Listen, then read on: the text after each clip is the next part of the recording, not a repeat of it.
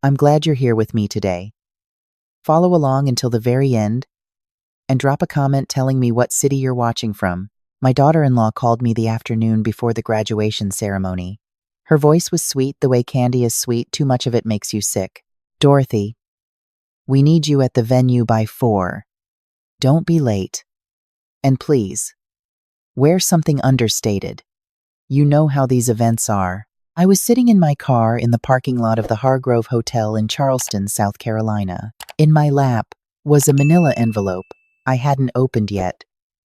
The one that had arrived at my apartment 3 days ago from a law office I didn't recognize. In my hand was my phone, and on the other end of the line was my son's wife telling me to dress like furniture. Of course, I said. I'll be there. Perfect. A pause. The kind that has something hiding inside it. Oh, and Dorothy, tonight isn't really about family stuff. It's a professional event for Daniel. His colleagues will be there. Important people. So, just keep it simple. Okay? I said okay. I hung up. Then I opened the envelope. 20 minutes later, I drove out of that parking lot knowing exactly what I was going to do. And by the time that graduation dinner ended, my daughter-in-law would understand that the woman she'd been managing for 6 years was not the woman she thought she knew. But let me go back to the beginning, to when I still believed my son's wife tolerated me. I'm 63 years old. I worked as a labor and delivery nurse for 31 years at Mercy General Hospital in Columbia, South Carolina. I delivered more than 4,000 babies. I held women's hands through the worst pain of their lives and stayed past my shift when they needed someone. I retired 2 years ago with a clean record, a pension, and hands that still knew how to stay steady when everything around them was falling apart. My son, Daniel, is 34. He got his PhD in biomedical engineering last spring, the ceremony we were all there to celebrate. I raised him alone after his father, Gerald, passed from a heart attack when Daniel was 9 years old. We didn't have much.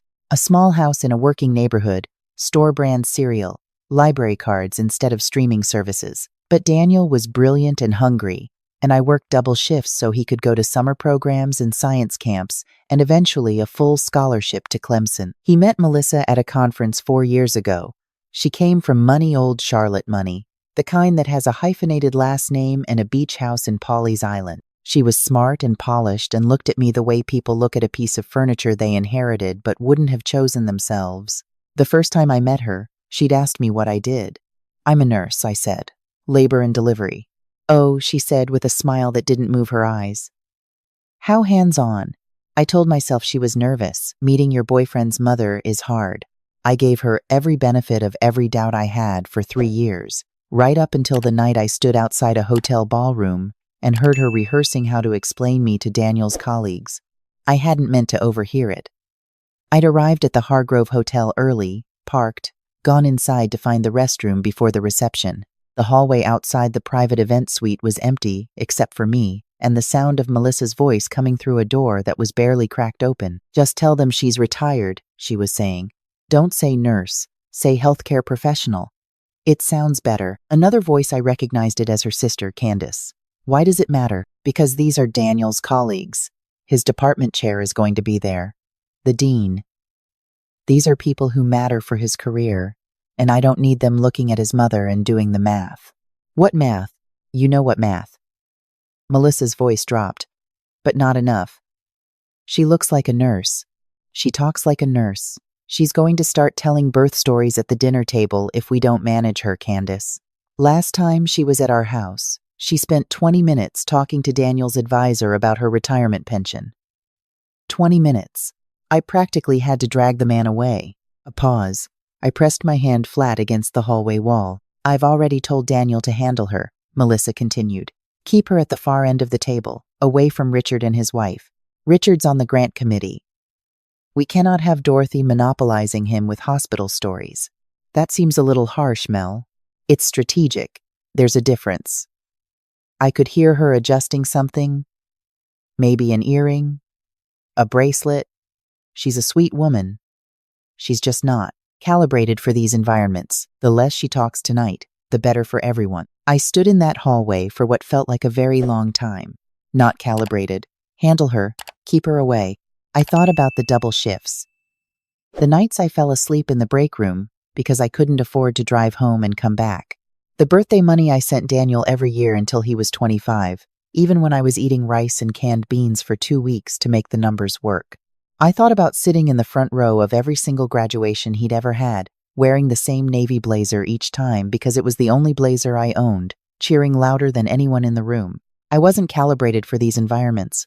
I walked back to my car, sat in the driver's seat, picked up the manila envelope I'd left on the passenger seat, and finally read every page inside it. By the time the reception started, I had read it 3 times. The envelope was from a firm called Hartwell and Associates, Estate and Property Law, Columbia, SC. The letter was addressed to me, Dorothy Elaine Marsh, as the sole successor trustee of the Gerald W. Marsh Living Trust. Gerald had set it up 6 months before he died.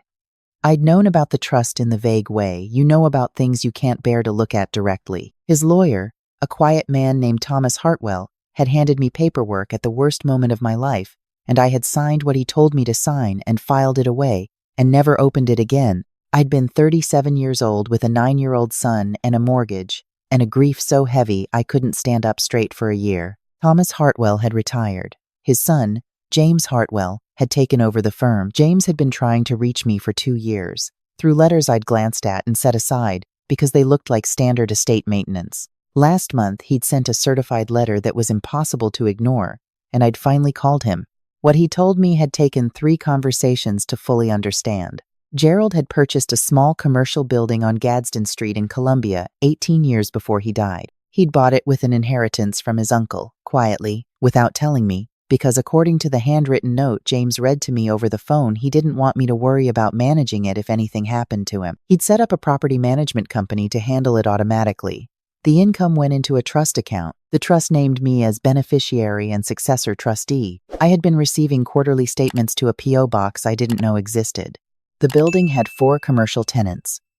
It had been generating income for 23 years. The trust account, after expenses and taxes and 2 decades of compounding, held $340,000. And one of the tenants on the second floor, with a 5-year lease signed 3 years ago, was Meridian Bioconsulting, LLC, the company my son's wife had founded 18 months into their relationship. Melissa's company operated out of my building. She had signed a lease with my property management company, a lease that listed the landlord as the Gerald W. Marsh Trust. She had been paying rent not recently, as it turned out, because James's letter also included a payment history showing 4 months of missed payments totaling $18,400 to a trust that belonged to me. She knew. She had to have known. You don't sign a lease without reading who you're signing with. She had known for 3 years that she was renting from Gerald's trust. She had known, or should have known, that the trust belonged to his family. She had signed her company's lease in the same building my late husband had purchased. And she had never once mentioned it to me, not once in 3 years of Sunday dinners and holiday visits and gentle management of Dorothy, so she doesn't embarrass us in front of the right people. I sat in that parking lot and read the delinquency notice. Melissa's company owed me $18,400. Her lease was up for renewal in 6 weeks. I went inside, found my seat at the far end of the table, and smiled at everyone I was introduced to. The next morning, I called James Hartwell. I'd like to understand all of my options, I said. James was thorough and patient. He walked me through everything twice. As successor trustee, I had full authority over the trust and its assets. The lease with Meridian Bioconsulting was a standard commercial lease with a renewal clause at the landlord's discretion. Given the payment delinquency, I had clear legal grounds to decline renewal, issue a formal demand for the outstanding balance, or both. Did she have any reason to believe the trust was unmanaged, or that no one was watching the account? I asked. James was quiet for a moment. Our firm sent standard notices about the delinquency to the tenant's registered address. They were received and signed for. No response was made. She'd ignored them. She'd assumed no one was paying attention. She'd assumed the trust was a ghost, something administrative and passive, because she'd assumed the woman associated with it wasn't paying attention either. What's the building worth? I asked. Current appraisal is approximately $890,000. Gadsden Street has appreciated significantly in the last decade.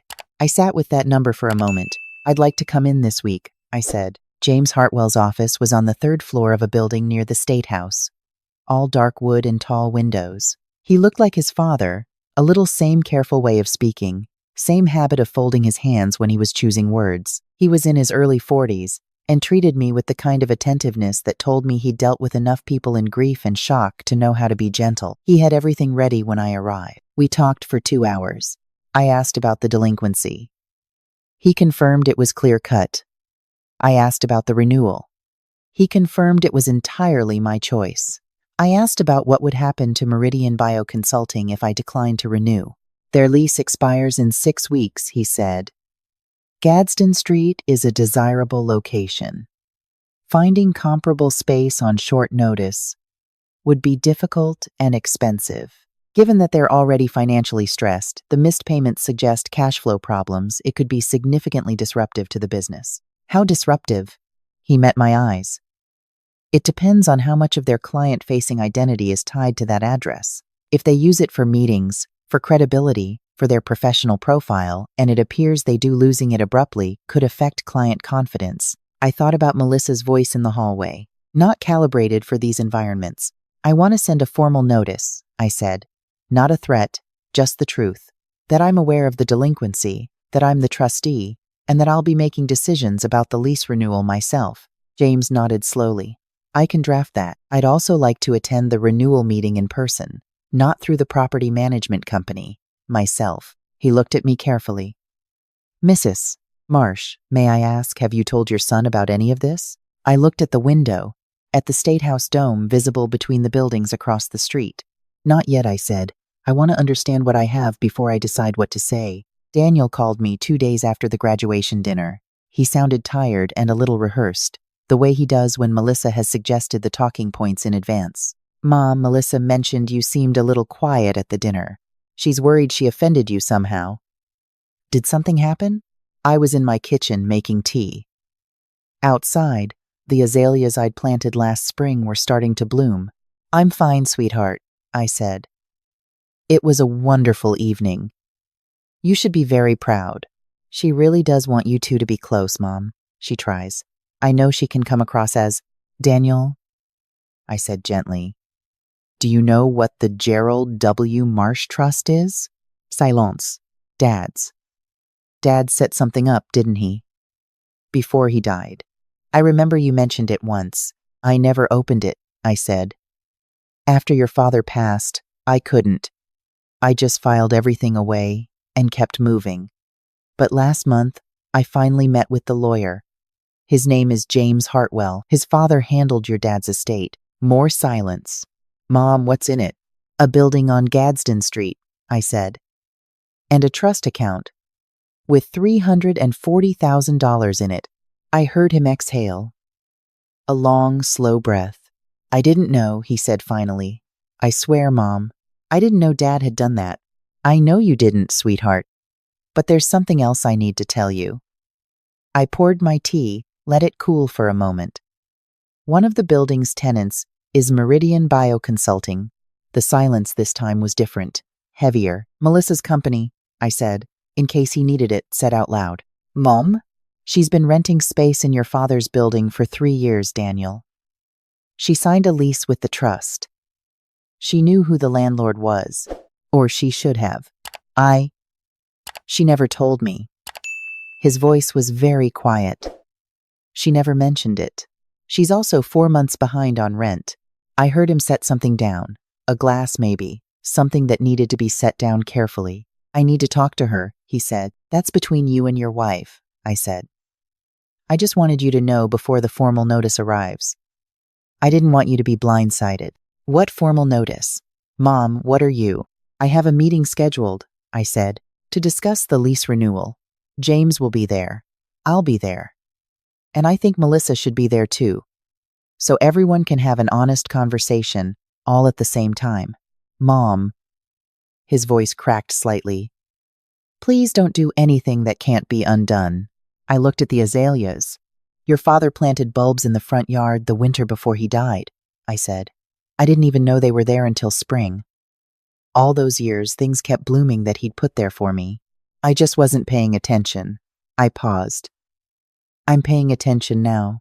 The meeting was scheduled for a Thursday at 2 in the afternoon. James Hartwell's office. He'd sent formal notice to Meridian Bioconsulting as the managing party of the trust, which was now me. I'd asked him to include in the notice that the trustee would be attending personally. When Melissa walked into James's office and saw me sitting at the conference table, she stopped walking for just a moment. It was a very small pause, barely noticeable. But I noticed. "Dorothy," she said. Her voice was even. She was good at even. "I didn't realize you'd be here." "It's my trust," I said. "My building." She sat across from me. Her attorney, a sharp-looking woman in her 50s, sat beside her. James sat at the head of the table. Daniel was not there. I'd asked him not to come, and he'd been both relieved and guilty about agreeing. The first 20 minutes were formal. James walked through the trust documents, the lease terms, the payment history. Melissa's attorney made notes. Melissa kept her expression professional. She was very good at professional. Then James asked if I had anything to say before we discussed the renewal. I folded my hands on the table. "Melissa," I said, "I want to ask you something, and I'd like an honest answer. Did you know, when you signed the lease for Meridian, that the building belonged to Gerald's trust?" A pause. Her attorney touched her arm lightly, a don't answer gesture, but Melissa shook her head once. "Yes," she said. "I knew. And did you know that I was the trustee?" Another pause. "I knew the trust existed." I assumed. I assumed it was being administered passively, that there wasn't really an active trustee involved in the day-to-day. "You assumed no one was watching." She met my eyes for the first time since she'd sat down. "Yes." I let that sit in the air of the room for a moment. "At the hotel the night before Daniel's graduation," I said, "I came in early to use the restroom. I heard you talking to Candace about how to handle me at dinner, about keeping me away from the people who mattered for Daniel's career." I kept my voice level. "About how I wasn't calibrated for those environments." Something moved across her face. Not guilt exactly. I don't think Melissa was wired for clean guilt, but something that knew it had been caught. "Dorothy, that was... You've been managing me for 6 years," I said. "Where to sit, what not to say, how to be small enough not to cost Daniel anything socially. And I let you, because I thought that was what good mothers did. Stay out of the way. Don't make waves. Let your son build his life without your fingerprints on it." I opened the folder James had prepared for me. "I'm not renewing the lease," I said. Melissa went still. "The payment delinquency gives me clear legal grounds. But honestly, even without it, I wouldn't renew. I'm not interested in having a business relationship with someone who's spent 6 years deciding I'm not worth including." Her attorney leaned forward. "Mrs. Marsh, my client is willing to pay the outstanding balance in full today and offer a 12-month lease extension at a 10% premium." "No, thank you," I said. "The business disruption would be significant. My client has client meetings. Operational infrastructure. I understand." I looked at Melissa, not her attorney. "You have 6 weeks. I've already been in touch with the property management company. They'll coordinate the logistics." Melissa's composure had developed a hairline fracture. You had to be looking closely to see it. I'd spent 31 years learning to look closely. "You'd do this to Daniel," she said. Quiet. "Not a question. I'd do this for me," I said. "Because your business's stability is not my responsibility. But being treated with dignity, that is something I should have insisted on a long time ago." I slid a single sheet across the table. Not legal. Just a letter I'd written by hand and asked James to copy onto clean paper. "I want one thing from you. And it isn't money. It's a letter. A real one. Not drafted by your attorney. To Daniel, telling him what you heard me say to you today, in your own words, and telling him the truth about why you never mentioned the building." She stared at the sheet. "If I receive that letter within 2 weeks, I said, I'll reconsider the timeline and allow 90 days instead of 6 weeks. That gives you time to find other space without a crisis." The room was quiet. "Why?" Melissa asked finally. "Why do you care whether I tell Daniel? You could just tell him yourself." "Because I want him to hear it from you," I said. "Because you've been shaping his understanding of me for 6 years. And I think it's time you had to use your own voice to tell him what kind of person you've been." I picked up my bag and stood. I'm available through James if you have further questions, I said. Melissa. I nodded at her. Congratulations on Daniel's graduation. He worked very hard for that degree. He learned that from watching someone do hard things without complaining. I paused. You might not know who I mean, but he does. I walked out. My hands were shaking in the elevator. They always shook afterward, when the adrenaline found somewhere to go. 30 years of steady hands in delivery rooms, and they still shook in the elevator on the way down from things that mattered. My friend Carol from the hospital met me at a diner 2 blocks away. I'd called her that morning and said, "Come have coffee with me at 2:30. I might need someone to talk to." She was already there when I arrived, with coffee and a slice of pie I hadn't asked for. "How'd it go?" she asked. I sat down and looked at the pie. "I don't know yet," I said. Daniel called that evening. He talked to Melissa. His voice was different this time, not tired, not rehearsed. Just quiet in the way things are quiet after a storm moves through. "She told me," he said, "about the building, about what she said at the hotel." I waited. "Mom, I didn't know she thought of you that way. I swear I didn't know. I knew she got stressed about professional stuff, about appearances, but I didn't know she was." He stopped. "I should have paid closer attention. You were building your career," I said. "You trusted your wife. I should have trusted you too." We stayed on the phone for a long time that night. Not solving anything. Some things don't get solved in a single phone call. But talking, really talking, the way we used to when he was a teenager doing homework at the kitchen table while I ate cereal for dinner because I'd worked a double and cereal was all I had energy for. He asked me about the trust, about the building, about the $340,000 I'd never spent. I told him about Gerald's letter, the one James had read to me over the phone, his father's handwriting, saved in the file for 23 years. "Dorothy, you always held everything together and made it look easy. I didn't want to add one more thing to carry, but I want you to have something that's yours. Something no one can take from you." Daniel was quiet for a long time after I read it. "He knew you," he said finally. "He did," I said. The letter from Melissa arrived on a Tuesday, 11 days after the meeting. It was handwritten. 4 pages, on plain white paper. No attorney's letterhead, just her handwriting, which I'd never actually seen before. It wasn't a good letter in the sense of being well written. It was honest, which is harder. She wrote about growing up in a family where social position was the primary currency, where your value was inseparable from your visibility, where who you were mattered less than how you appeared. She wrote about meeting Daniel and wanting to protect what they were building together from anything that might undermine it. She wrote about looking at me and seeing something she'd been taught to manage rather than value. She wrote, "I told myself it was strategic. That's the word I used to myself. Strategic. But reading what you said in that meeting that you'd been letting me manage you, because you thought that was what good mothers did, I couldn't use that word anymore. What I was doing wasn't strategic. It was unkind, and you never deserved unkind." She didn't ask me to renew the lease. She didn't ask for anything. She just ended it with, "I'm sorry I made you invisible. You raised the most important person in my life, and you deserve to be seen." I read it twice, set it down, went, and made tea. Then I called James Hartwell and told him to extend the relocation timeline to 90 days. I gave Meridian Bioconsulting 90 days. They found new space, smaller, less prestigious address, but functional. They paid the outstanding balance in full the week after the meeting, plus a late fee that James suggested and I agreed to. What I did with the trust fund took me a few more months to decide. Carol thought I should travel. My neighbor Frank thought I should buy a nicer car. Daniel quietly suggested I do whatever I wanted without asking anyone's opinion, which was the most useful thing anyone said. In January, I enrolled part-time at the community college to finish a certificate I'd always meant to get in healthcare administration.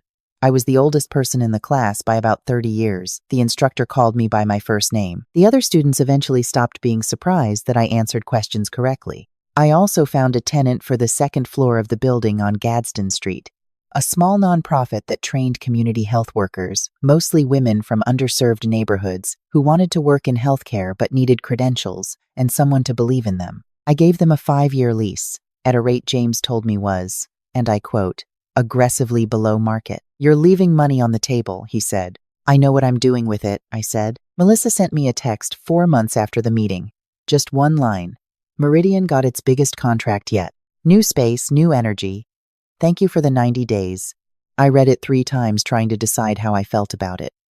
Then I wrote back, I'm glad. Tell Daniel to call his mother more. 3 dots.